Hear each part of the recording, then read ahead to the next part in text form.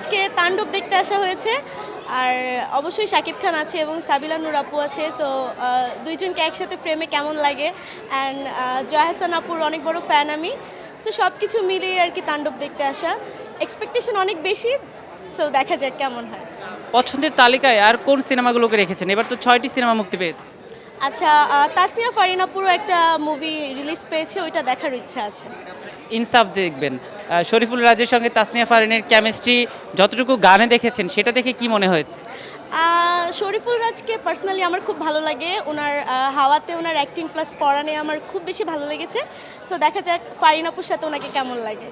এবার কিন্তু আজমেরি হক বাঁধন এশা মার্ডার নিয়ে এসেছে, সেটা নিয়ে কোনো মানে সেই সিনেমাটা আপনি দেখবেন বা বাঁধনের কাছে প্রত্যাশা কতটুকু?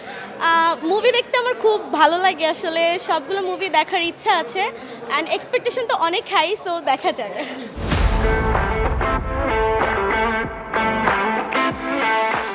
টগর নিয়ে এসেছে কিন্তু পূজা চেরি। সো পূজা চেরি এবং আদর আজাদের গান ইতোমধ্যে কিন্তু সামাজিক যোগাযোগ মাধ্যমে ব্যাপক সাড়া ফেলেছে। আসলে সেই সিনেমাটা দেখার ইচ্ছা আছে কিনা? হ্যাঁ, অবশ্যই ইচ্ছা আছে। ওই যে বললাম, মুভি দেখতে খুবই ভালো লাগে, আর পূজা চেরিকেও খুব ভালো লাগে। সো দেখা যাক। সবশেষ যদি একটু জানতে চাই যে বাংলা সিনেমায় যেসব নায়িকারা রয়েছে তাদের মধ্যে সবচেয়ে কিউট কাকে লাগে আপনাকে? কিউট বলতে গেলে সবাই কিউট, ওরকম স্পেসিফিক কাউকে কিউট বলতে চাচ্ছি না। কিউটের থেকে বেশি কথা হচ্ছে কার অ্যাক্টিং স্কিল ভালো। সবারই ভালো লাগে, আমার মিমাপুর অ্যাক্টিং খুব ভালো লাগে, বিদ্যা সিনহা মিমাপু। আর শাকিব খান তো সুপারস্টার, সিয়াম আহমেদকেও খুব ভালো লাগে।